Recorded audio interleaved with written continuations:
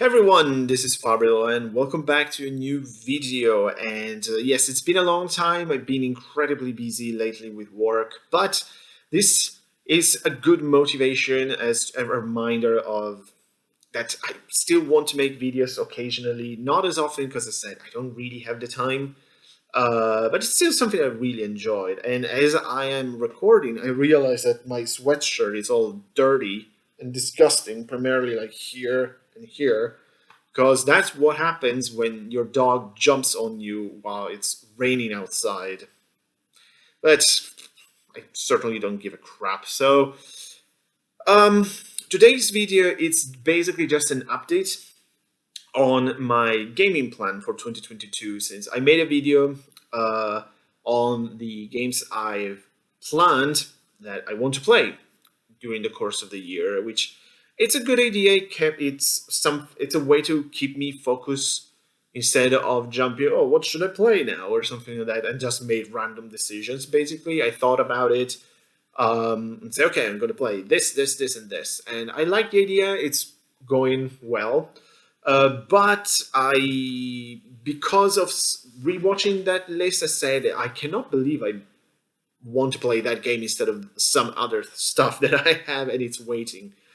So I made some changes here and there.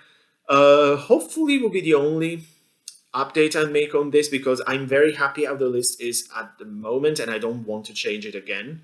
Try to be consistent with my choices, but I'm just going to show you some what games I am going to change and with what basically.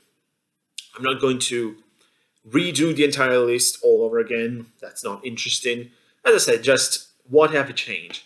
So basically, the first one I'm going to change is Greedfall.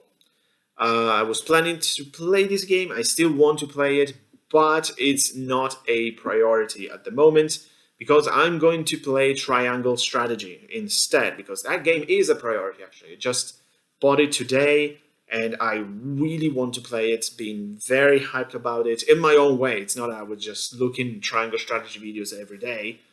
I just saw the trailer basically. But hey, it's a Nintendo Switch strategy RPG looking like Octopath Traveler, basically even a bit better. A sort of spiritual successor to Final Fantasy Tactics. Already heard some people complaining that it's not as good as Final Fantasy Tactics. We'll see. I'm very hype about it. I cannot wait to play it, and it's going to be the next game I play. Next, I made a decision for this year's Resident Evil game. I will play Resident Evil 2 Remake instead of Resident Evil Revelations. So that might be for next year or something. We'll see, but I have to play Resident Evil 2 Remake first because it's kind of considered the best modern Resident Evil game, and I have to see if it's just as good as Resident Evil 3 Remake. I'm gonna love it. I highly doubt it that will surpass 3 because 3 is always my favorite Resident Evil game. But I'm sure I'm gonna love Resident Evil 2 Remake. And as I said, I have to play that first, than other Resident Evil games. Then this was as I rewatched my decisions, this was the biggest what the hell was I thinking kind of moment because I wanted to play Dragon Age Origins on PS3. And the more I thought about it, I was like, really? Of all things, Dragon Age Origins? Because I'm pretty sure I made that list basically the day after I finished Dragon Age Inquisition, so I was still kind of in the mood for those games. But basically, the week after I stopped playing Dragon Age Inquisition, I say, why should I play Dragon Age Origin? It's an old PS3 game. I have so many other games that should have priority over Dragon Age. Eventually, I wouldn't mind playing Dragon Age Origins, but instead, I definitely will play Dark Souls Remastered because I bought it and I haven't played it yet, and I really want to play Dark Souls Remastered on Switch because it sounds like the perfect way to enjoy a Souls game. So that's definitely going to happen this year. And finally, there is a bit of uncertainty here because ideally, since I will not play it earlier, I wish to play Greedfall later this year. But it depends if Zero no Kiseki will be released this year. If that's going to happen, obviously that's going to take priority. And these were instead of Tales of Vesperia, by the way. So Tales of Vesperia is going to jump to 2023 for sure.